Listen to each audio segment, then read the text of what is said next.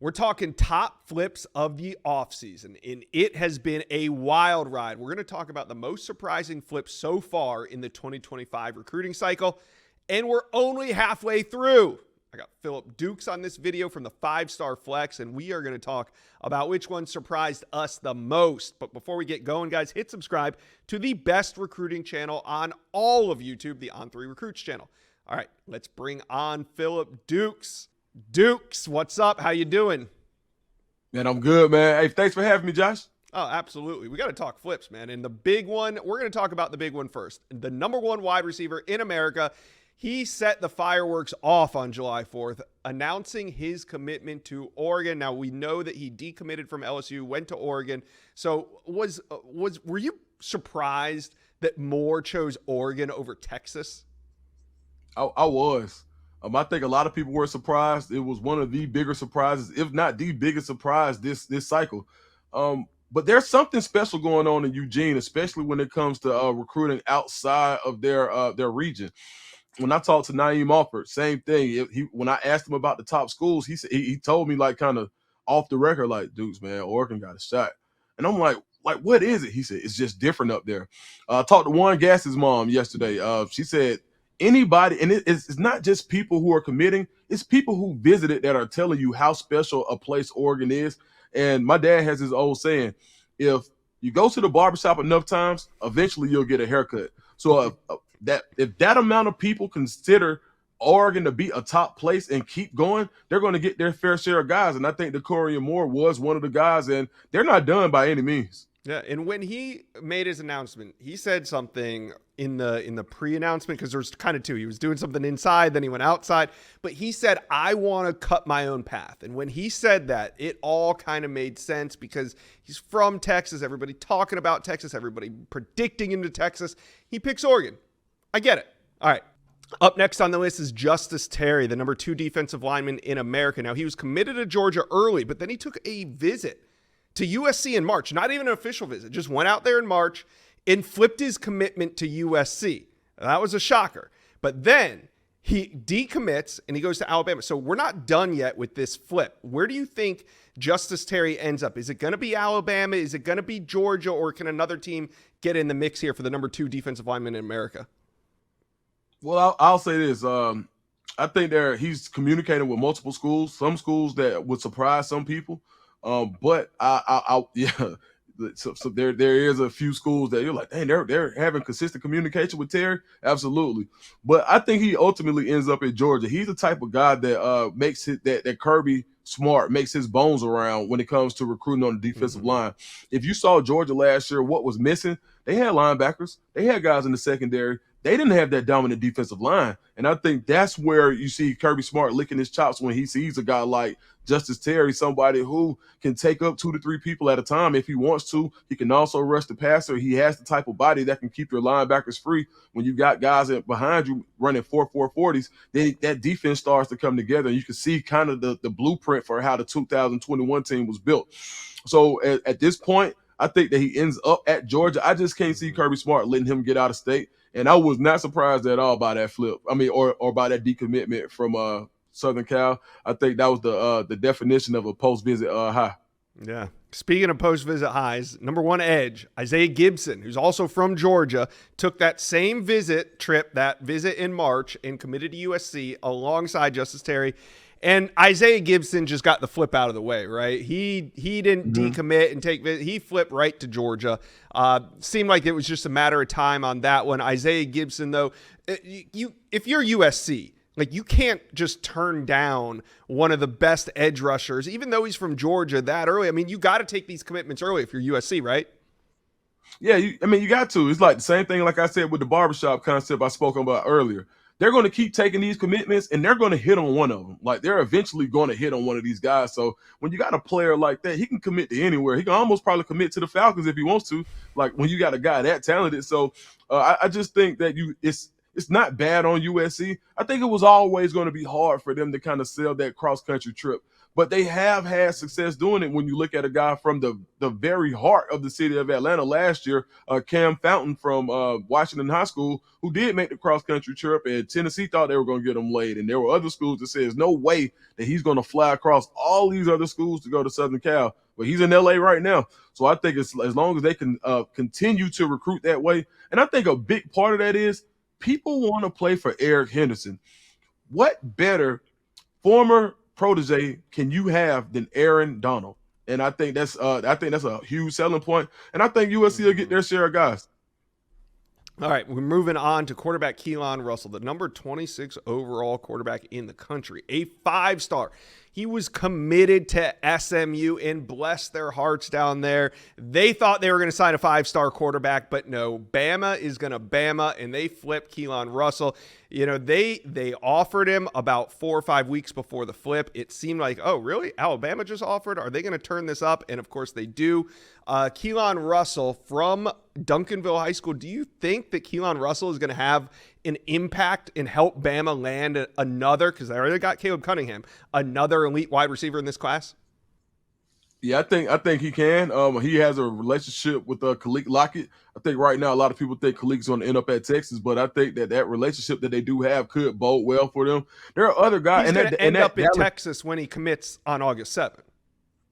Right, he's going to commit. Right, a lot of people. Yeah. Right. Where he signs, we don't know. You're right. Two different things, right? So, yeah, I think that definitely Keelan Russell is going to have a huge impact on that class. He's a really, really likable guy. If you watch the interview that we did on the 5-Star Flex, if you're an Alabama fan, you have to be over the moon about having a guy like that committed to you. And if you look at his rise up the rankings, every camp he went to, he brought it. Now, this is a guy who's already played championship football. He's throwing the ball to Decommits, to the number 1 wide receiver in the country, and he was still severely underrated going into the season. He took that chip with him, and I think as teams started to realize, they watched this film and say, hold up, we got to look at this Russell kid. And then you see him at camp, balls out. You see him at camp again, balls out. Elite 11, balls out. He's consistently balling, and I think that's been really important for him, and I think guys want to play with a guy like that. So to answer your question, I do think they'll get another top receiver in this class. Yeah, and I'm not counting out Khalid Lockett because he is going to make his decision this coming Wednesday on August 7th. But just the timing of the Keelan Russell flip to Alabama, it didn't leave that much time for Alabama to really turn the heat up and get Khalid Lockett on campus. So I think that they will do that this fall. And I think if they have a big season and Keelan Russell has a big season and, you know, everything is just going that way, then I think they will have a shot at Khalid Lockett down the road. All right, next up is Javian Hilson. I'll talk through this one real quick because I want to get to Derek Smith. Javian Hilson flipped from Bama to FSU. I thought he was going to flip back to Bama at one point. Texas got heavily involved there for a while. Now he's saying all the right things about being committed to FSU, but we'll see what happens when the games get played this fall. Watch to see if he takes any trips. All right, now this one happened over the weekend at Big Cat Weekend. Derek Smith flips from Bama to Auburn, number 52 overall, so borderline 5-star here. Instantly, Auburn's number 1 ranked recruit. He wasn't Alabama's number 1 ranked recruit, but he's instantly Auburn's number 1 ranked recruit.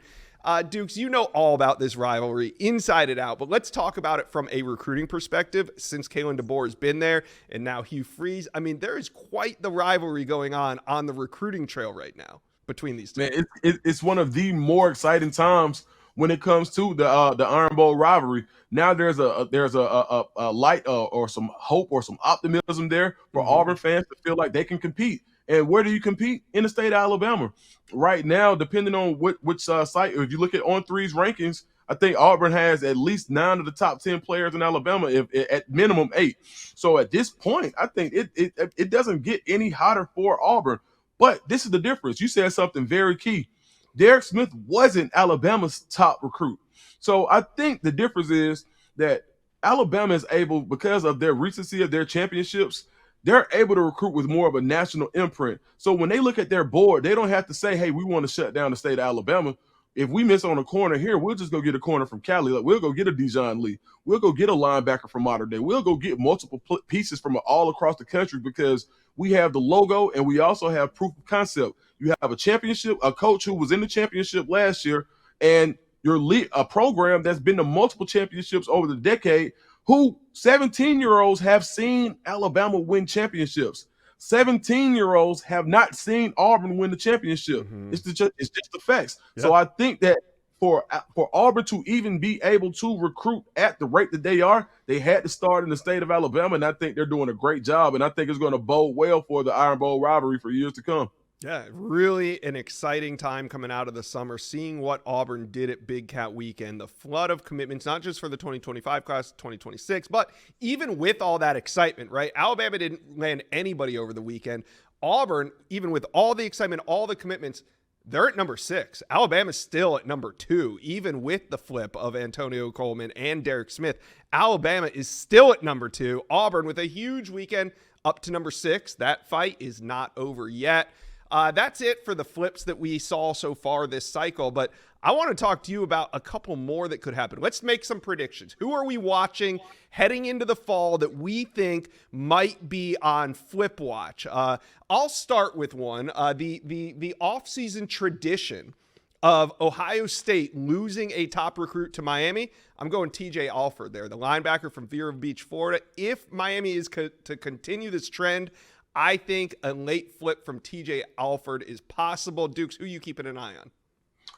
I'm looking at two people. Of course, the whole world's looking at Julian Lewis, but I'm also looking at Naeem Alford. I think that it's going to be hard for Ohio State to hold on to him. I think they've got him right now, but I think that at the clip that Auburn is recruiting right now, they have a real opportunity to flip Naeem Alford. I'm not saying it's going to happen. It's not imminent, but he was at Big Cat Weekend for a reason. And I think he did want to see some things. I do think he's locked in at this point. But I think that if Auburn can string along some wins and show proof of concept as far as this is a winning program, I think they have a really good shot for Naeem Alford. And I think this is going to go down to the wire. Yeah. And there's a lot of recruitments we can watch. I talked with Chad Simmons yesterday about Joshua Moore, the Pembroke Pines wide receiver that's committed UF, Miami trying to flip him. Then we also got Julian Lewis. Let's talk a little bit more about Julian Lewis. How do you feel heading out of summer? And, it's still unclear to everybody if Julian Lewis is going to say something about his commitment status coming out. He told me in May at the On3 Elite Series in Nashville that he was going to make a, quote, final decision at some point before his senior season. We know there's a couple more weeks until high school football starts. So, one, what are you hearing on Julian Lewis? And two, are you taking USC or the field when it comes to his commitment? If I had to make a bet right now, I haven't really gone on record to saying this, but I think Colorado has a lot of momentum when it comes to Julian Lewis.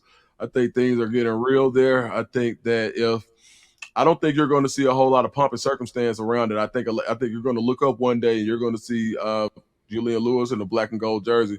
If I were to predict that right now, but since we're talking about a flip show, but I think USC has also been doing a really good job as far as staving off the field. And I don't think that the Lewis family is the type of family that would play around if they knew that they were already going to Colorado. So I think at this point, he still is committed to USC. But I think Colorado has a ton of momentum right now.